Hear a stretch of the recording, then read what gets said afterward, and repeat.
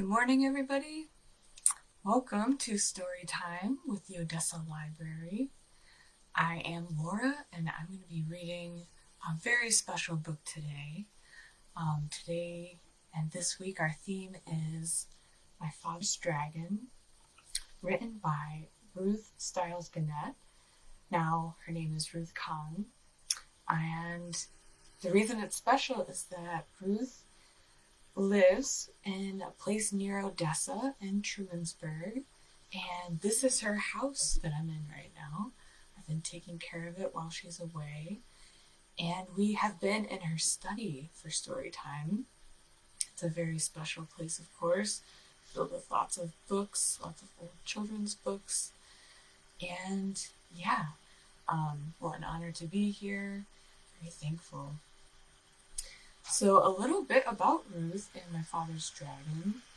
Ruth Kahn is now 98 years old. She has 7 daughters. And a little bit about her is that she's a very creative person, always coming up with stories. As I understand it, even as a child, she was making up stories, making little picture books with her stories. So even though she'll say that she's not a writer, I think her mind is that of always creating these stories. Let's see, she was very, very strong. I lived with her for a few years, and one story that I really love is that she went out to her yard filled with goldenrod, and she pulled it out by hand, one by one summer, until there were no more weeds left in that field. And this was just a couple of years ago. So as you can imagine, she's just a very strong, determined person, very creative too. So we'll read part of My Father's Dragon today, which was written by Ruth Kahn and illustrated by Ruth Crimson Gannett. So let's start off by reading a little bit about this book with the author's note. This book, I should mention, has 3 books within it. It has My Father's Dragon, Elmer and the Dragon, and the Dragons of Blue Land. So a note from the author. When I wrote it, I had no idea that my story about Elmer and his dragon would become such a success. My Father's Dragon was written to amuse myself while between jobs. I wrote it for fun, with no expectation of publication. What a happy surprise it was when Random House accepted it. Turning my story into a book was a family project. My stepmother was chosen to do the illustrations, and my husband-to-be chose the type. His name is Peter Kahn. It was a happy collaboration, and when the book appeared in 1948, it promptly won an award. It became a Newbery honored book. The second and third stories, Elmer and the Dragon and the Dragons of Blue Land, came along a few years later. These stories were harder to write than the first one. My Father's Dragon had seemed to write itself, and I wasn't sure if I could write a sequel, but I did, twice. Since then, my dragon stories have been translated into 8 languages and have been read by children all over the world.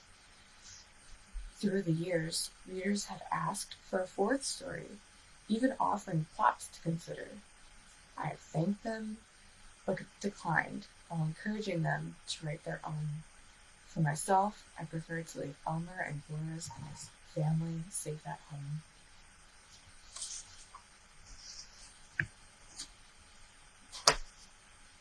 Okay. Now we begin My Father's Dragon. For my father.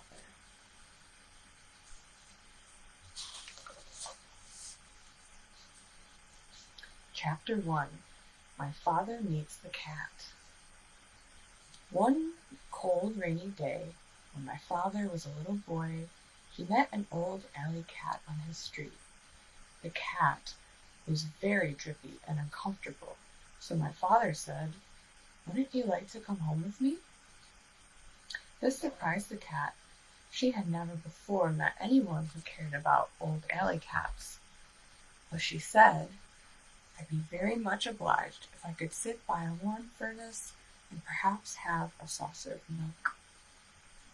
"We have a very nice furnace to sit by," said my father, "and I'm sure my mother has an extra saucer of milk." My father and the cat became good friends, but my father's mother was very upset about the cat. She hated cats, particularly old, ugly alley cats. "Elmer Elevator," she said to my father, "if you think I'm going to give that cat a saucer of milk, you're very wrong. Once you start feeding stray alley cats, you might as well expect to feed every stray in town, and I am not going to do it." This made my father very sad, and he apologized to the cat because his mother had been so rude. He told the cat to stay away, and that somehow he would bring her a saucer of milk each day. My father fed the cat for 3 weeks, but one day his mother found the cat saucer in the cellar, and she was extremely angry. She whipped my father and threw the cat out the door, but later on my father sneaked out and found the cat. Together they went for a walk in the park and tried to think of nice things to talk about. My father said, "When I grow up, I'm going to have an airplane. Wouldn't it be wonderful to fly just anywhere you might think of?" "Would you like to fly very, very much?" asked the cat. "I certainly would. I'd do anything if I could fly."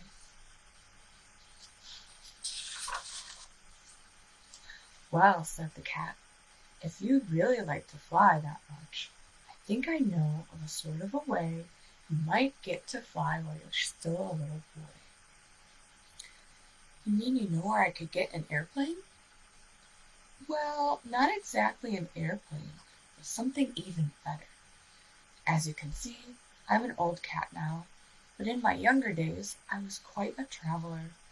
My traveling days are over, but last spring I took just one more trip and sailed to the island of Tangerina, stopping at the port of Cranberry. Well, it just so happened that I missed the boat, and while waiting for the next, I thought I'd look around a bit. I was particularly interested in a place called Wild Island, which we had passed on our way to Tangerina. Wild Island and Tangerina are joined together by a long string of rocks, but people never go to Wild Island because it's mostly jungle and inhabited by very wild animals. So I decided to go across the rocks and explore it for myself.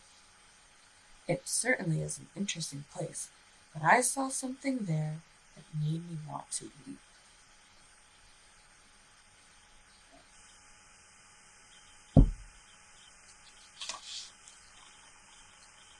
What do you think that could be, making you want to weep? There's a map of Wild Island, if you can see it. Chapter 2, My Father Runs Away. Wild Island is practically cut in two by a very wide and muddy river, continued the cat. This river begins near one end of the island and flows into the ocean at the other. Now the animals there are very lazy, and they used to hate having to go all the way around the beginning of this river to get to the other side of the island. It made visiting inconvenient and mail delivery slow, particularly during the Christmas rush. Crocodiles could have carried passengers and mail across the river, but crocodiles are very moody and not the least bit dependable, and are always looking for something to eat. They don't care if the animals have to walk around the river, So that's just what the animals did for many years. But what does all of this have to do with airplanes? I asked my father, who thought the cat was taking an awfully long time to explain. Be patient, Elmer, said the cat, and she went on with the story. One day, about 4 months before I arrived on Wild Island, a baby dragon fell from a low-flying cloud onto the bank of the river. He was too young to fly very well, and besides, he had bruised one wing quite badly, so he couldn't get back to his cloud. The animals found him soon afterwards, and everybody said, "Why, this is just exactly what we've needed all these years." They tied a big rope around his neck and waited for the wing to get well. This was going to end all their crossing the river troubles. "I've never seen a dragon," said my father. "Did you see him? How big is he?" "Oh, yes, indeed I saw the dragon. In fact, we became great friends," said the cat. "I used to hide in the bushes and talk to him when nobody was around."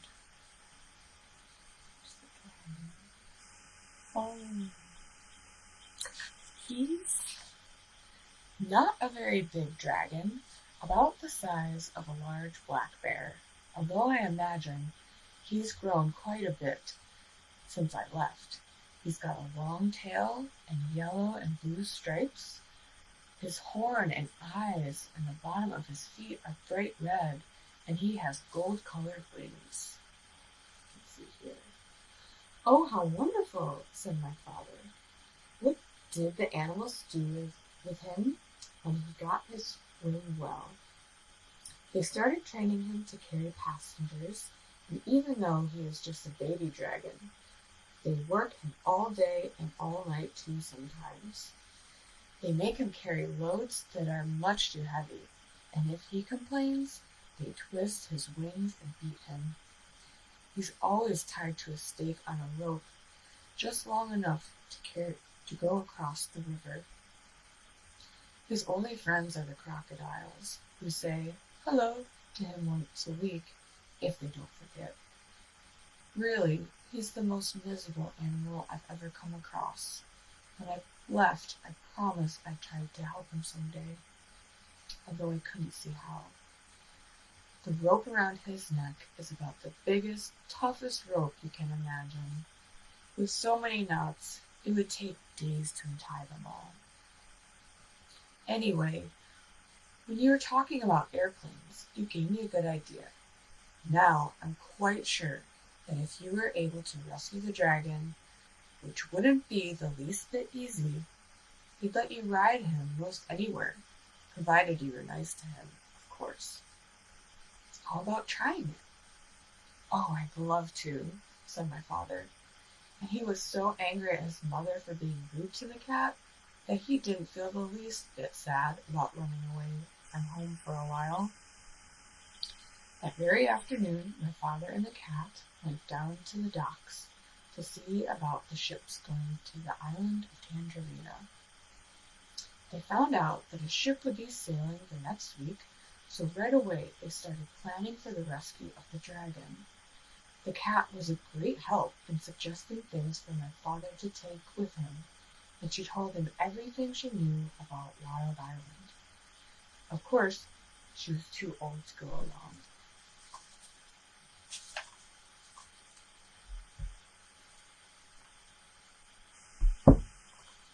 Everything had to be kept very secret, so when they found or bought anything to take on the trip, they hid it behind a rock in the park. The night before my father sailed, he borrowed his father's knapsack, and he and the cat packed everything very carefully. He took chewing gum, 2 dozen pink lollipops, a package of rubber bands, black rubber boots, a compass, a toothbrush and a tube of toothpaste, 6 magnifying glasses, a very sharp jackknife, a comb and a hairbrush, 7 hair ribbons of different colors, an empty green bag with a label saying cranberry, some clean clothes, and enough food to last my father while he was on the ship. He couldn't live on mice, so he took 25 peanut butter and jelly sandwiches and 6 apples, because that's all the apples he could find in the pantry. When everything was packed, my father and the cat went down to the docks to the ship. A night watchman was on duty, so while the cat made loud, queer noises to distract his attention, my father ran over the gangplank onto the ship. He went down into the hold and hid among some bags of wheat. The ship sailed early the next morning. The cat is watching me sail away.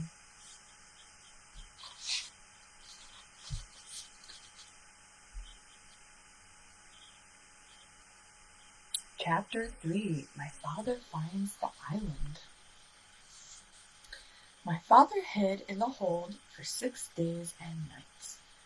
Twice he was nearly caught when the ship stopped to take on more cargo. But at last he heard a sailor say that the next port would be Cranberry, and that they'd be unloading the wheat there.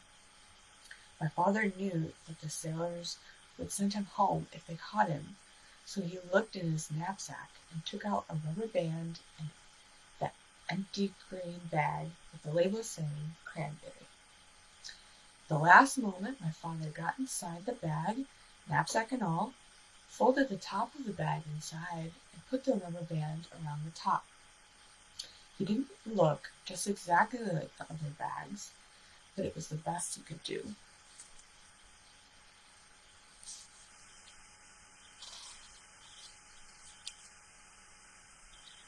Soon the sailors came to unload. They lowered a big net into the hold and began moving the bags of wheat. Suddenly, one sailor yelled, "Great Scott! This is the queerest bag of wheat I've ever seen. It's all lumpy-like, but the label says it's to go to Cranberry." The other sailors looked at the bag too, and my father, who was in the bag, of course, tried even harder to look like a bag of wheat. Then another sailor felt the bag, and he just happened to get hold of my father's elbow.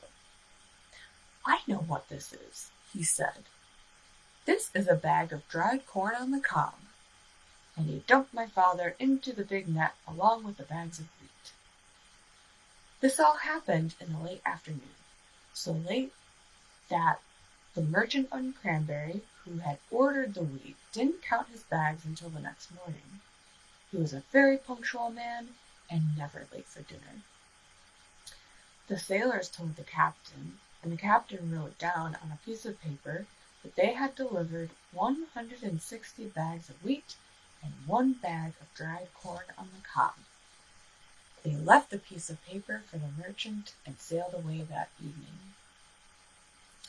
My father heard later that the merchant spent the whole next day counting and recounting the bags and feeling each one, trying to find the bag of dried corn on the cob. He never found it, because as soon as it was dark, my father climbed out of the bag, folded it up, and put it in his knapsack. He walked along the shore to a nice sandy place and lay down to sleep.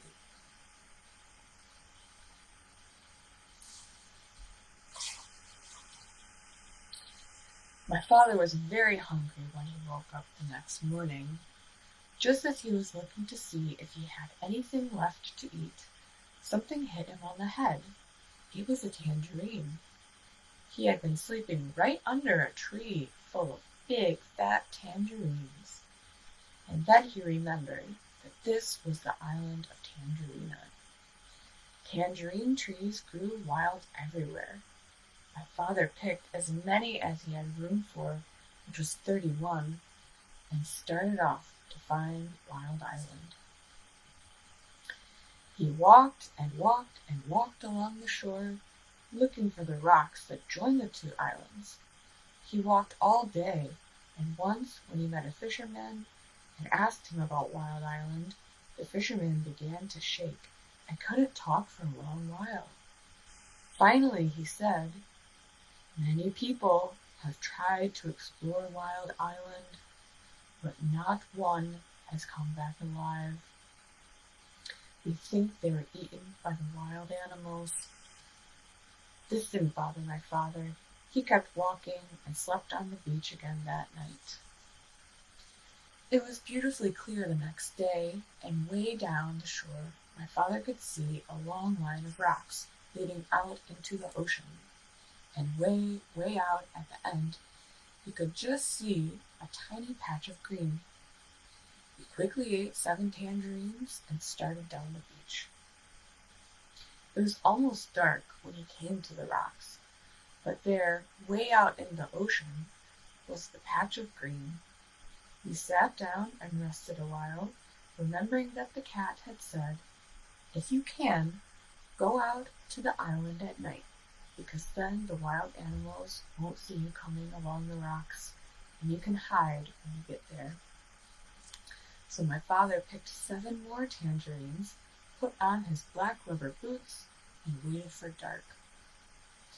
It was a very black night, and my father could hardly see the rocks ahead of him. Sometimes they were quite high, and sometimes the waves almost covered them, and they were slippery and hard to walk on.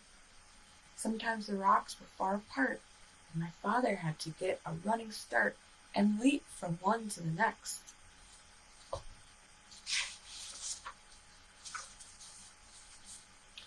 After a while, he began to hear a rumbling noise. It grew louder and louder as he got nearer to the island. At last, it seemed as if he was right on top of the noise, and he was. He had jumped from a rock onto the back of a small whale who was fast asleep and cuddled up between 2 rocks. The whale was snoring and making more noise than a steam shovel, so it never heard my father say, "Oh, I didn't know that was you."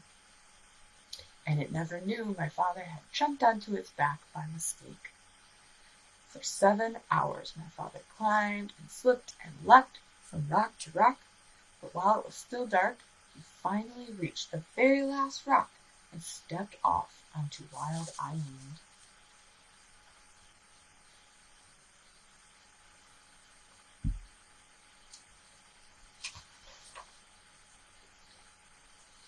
Chapter 4. My Father Finds the River. The jungle began just beyond a narrow strip of beach. Thick, dark, damp, scary jungle. My father hardly knew where to go, so he crawled under a wahoo bush to think and ate tangerines. The first thing to do, he decided, was to find the river, because the dragon was tied somewhere along its bank. Then he thought, if the river flows into the ocean, I ought to be able to find it quite easily, if I just walk along the beach far enough. So my father walked along until the sun rose and he was quite far from the ocean rocks. It was dangerous to stay near them because they might be guarded in the daytime. He found a clump of tall grass and sat down. Then he took off his rubber boots and ate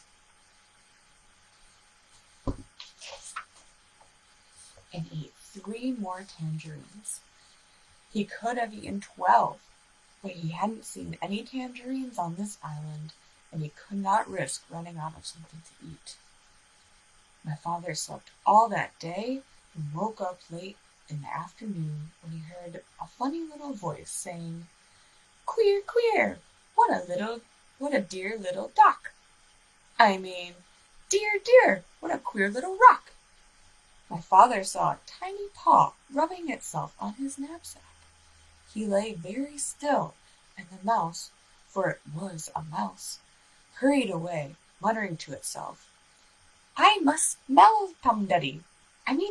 I must tell somebody."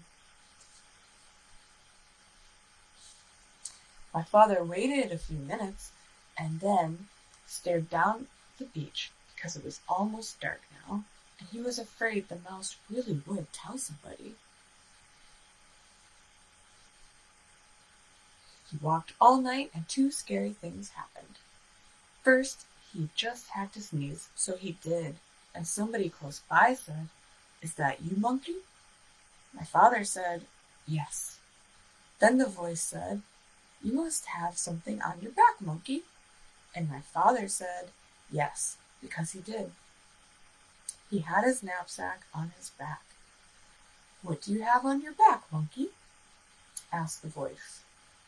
My father didn't know what to say, because what would a monkey have on its back, and how would it sound telling someone about it if it did have something? Just then another voice said, "I bet you're taking your sick grandmother to the doctor's." My father said, "Yes," and hurried on. Quite by accident, he found out later that he had been talking to a pair of tortoises. The second thing that happened was that he nearly walked right between two wild boars who were talking. Look at this beautiful image.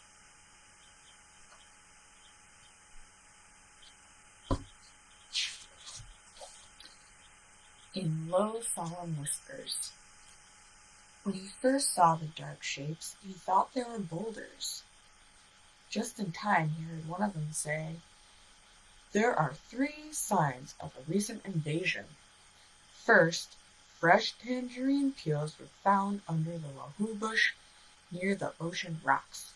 Second, a mouse reported an extraordinary rock some distance from the ocean rocks, which upon further investigation simply wasn't there. However, more fresh tangerine peels were found in the same spot, which is the third sign of invasion. Since tangerines do not grow on our island, somebody must have brought them across the ocean rocks from the other island, which may or may not have something to do with the appearance and or disappearance of the extraordinary rock reported by the mouse." After a long silence, the other boy said, "You know, I think we're taking all this too seriously. Those peels probably floated over here all by themselves, and you know how unreliable mice are. Besides, if there had been an invasion, I would have seen it." "Perhaps you're right," said the first boy. "Shall we retire?"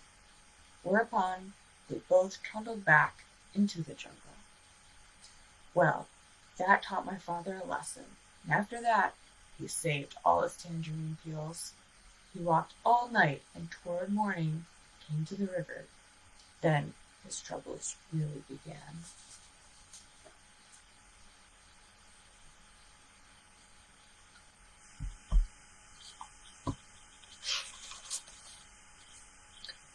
Chapter 5. I believe this will be the last chapter for today's story time.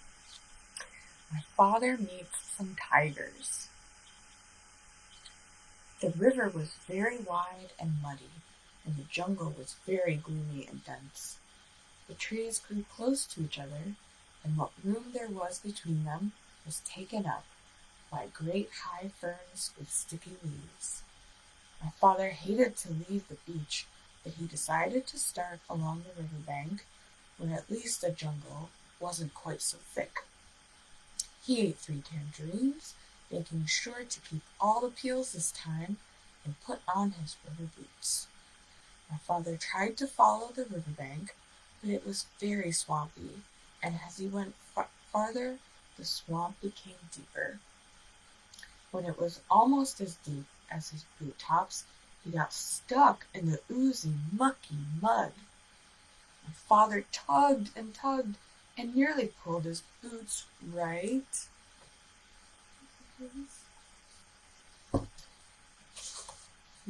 off, but at last he managed to wade to a drier place. Here the jungle was so thick that he could hardly see where the river was. He unpacked his compass and figured out the direction he should walk in order to stay near the river. But he didn't know that the river made a very sharp curve away from him just a little way beyond, and so as he walked straight ahead, he was getting farther and farther away from the river. It was very hard to walk in the jungle. The sticky leaves of the ferns caught at my father's hair, and he kept tripping over roots and rotten logs.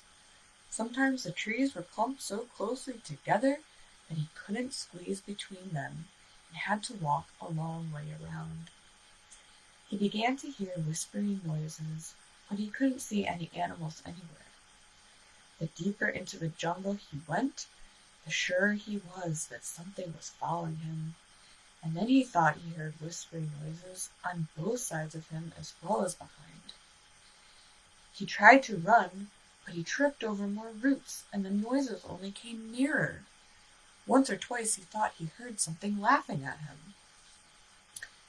At last he came into a clearing, and right into the middle of it, so that he could see anything that might try to attack him. Was he surprised when he looked and saw 14 green eyes coming out of the jungle all around the clearing, and when the green eyes turned into 7 tigers. The tigers walked around him in a big circle, looking hungrier all the time, and then they sat down and began to talk.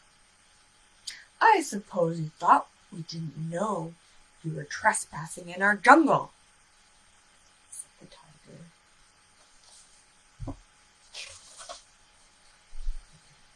Then the next tiger spoke. "I suppose you're going to say you didn't know it was our jungle. Did you know that not one explorer has ever left this island alive?" said the third tiger. My father thought of the cat and knew this wasn't true, but of course he had too much sense to say so. One doesn't contradict a hungry tiger. The tigers went on talking in turn. "You're our first little boy, you know. I'm curious to know if you're especially tender. Maybe you think we have regular meal times, but we don't. We just eat whenever we're feeling hungry," said the fifth tiger. How did you feel?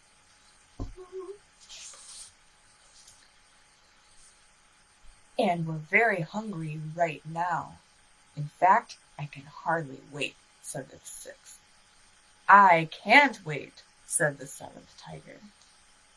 And then all the tigers said together in a loud roar, "Let's begin right now," and they moved in closer. My father looked at those 7 hungry tigers, and then he had an idea. He quickly opened his knapsack and took out the chewing gum. The cat had told him that tigers were especially fond of chewing gum, which was very scarce on the island.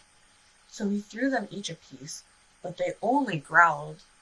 "As fond as we are of chewing gum, we're sure we'd like you even better." And they moved so close that he could feel them breathing on his face.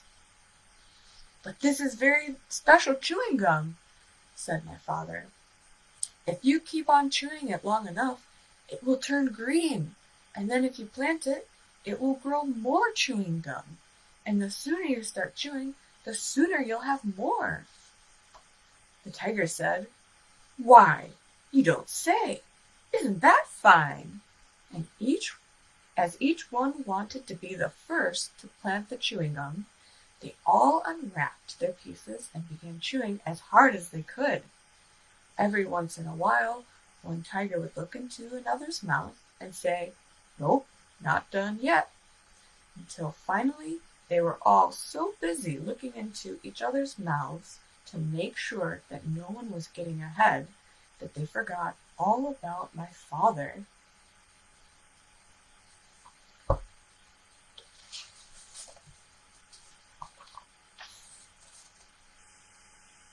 They are all curious about their chewing gum. What a beautiful illustration. And that is the end of chapter 5. So that is half of the book. The first book, My Father's Dragon. And we will continue the rest of the story, second half, next week. In the meantime, today, we'll do a little art or craft project based on a game that Ruth really, really loved. She loved words and creating words and organizing words, and she played Scrabble, the game, quite a lot. Maybe one of her favorite games, if not her very favorite. So today, we'll make our own board of Scrabble, which you can use as Scrabble or any kind of word game that you want. And for that, all we really need is some cardboard, or you can use regular paper. But since cardboard has some nice thickness to it, I'm going to cut up this box. And we also need a pen or marker or pencil to write some letters. So first, let's cut up our box into a square.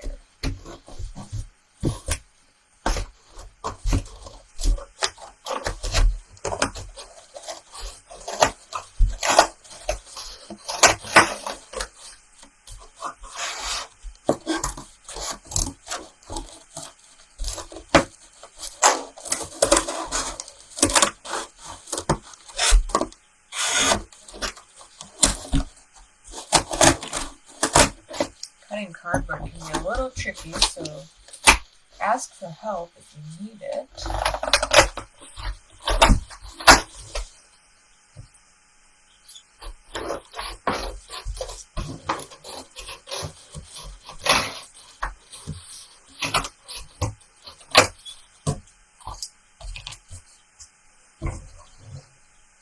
Ruth was also very resourceful and believed in recycling.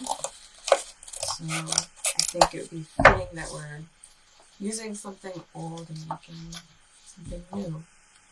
Okay, so we have our piece of cardboard.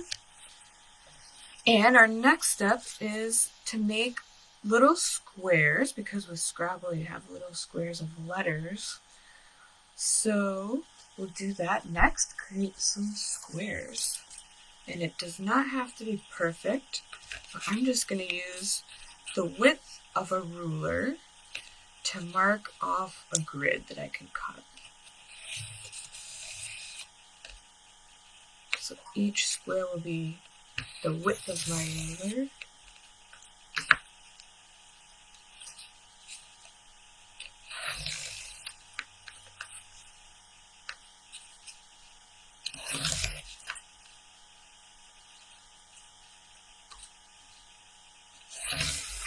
And we'll go the other way.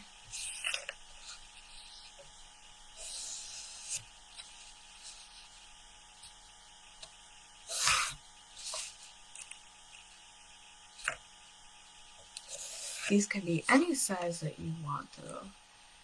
They don't have to be just like this.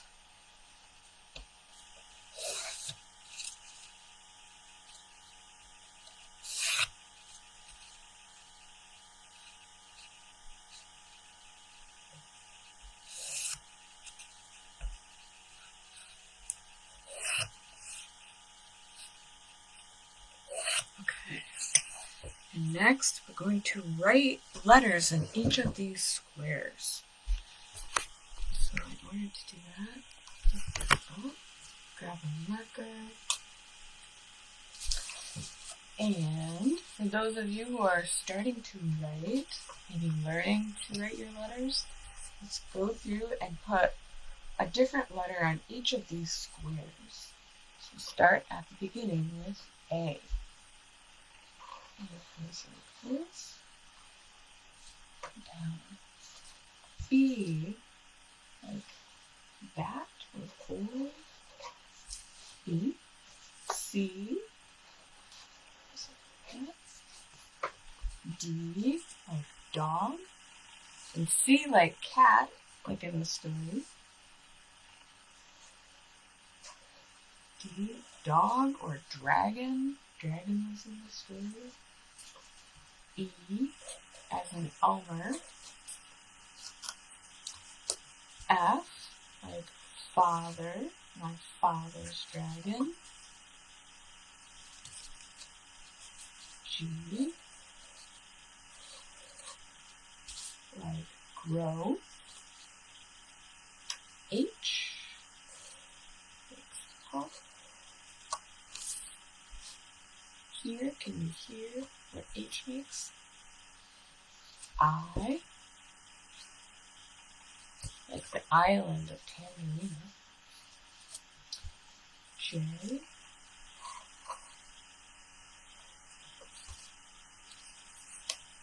K,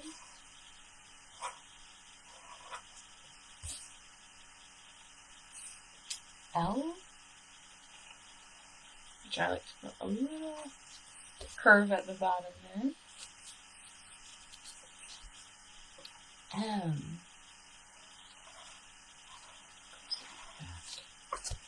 like meow, like a cat. N,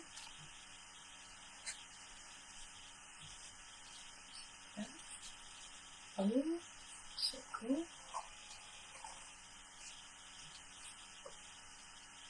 And P, Peter. Next letter, Q. I like to put a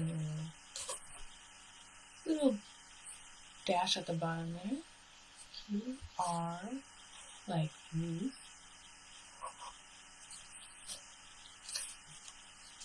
F, like Sam. T, like tangerine. U, that. Sort of like an N, but upside down. V, W, kind of like two V's put together. X, Y, and Z. Letters. Okay, next let's cut out our letters. Scissors.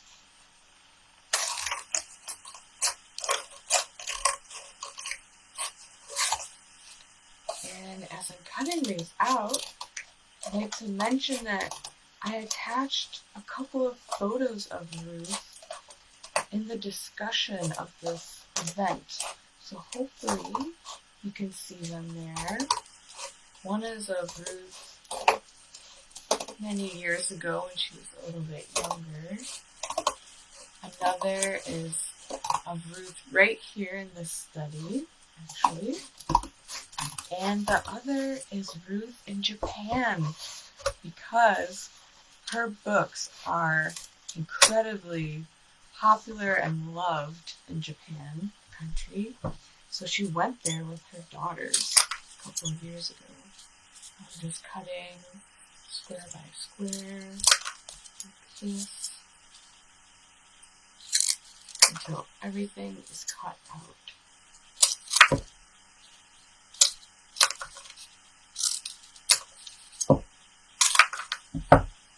We have some nice, sturdy little squares that we can use for any kind of game, really. Let's see, I'll do one more row and just show how you might use these little letters.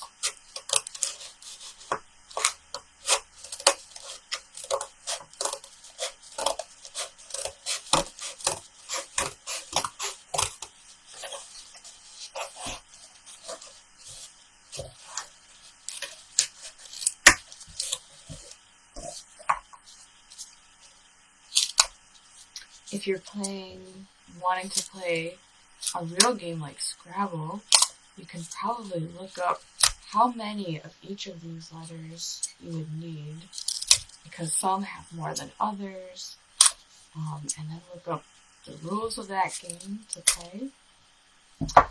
But you could also just have your letters in front of you and create some words. So what words could we make with the letters that we have here? We could say a C,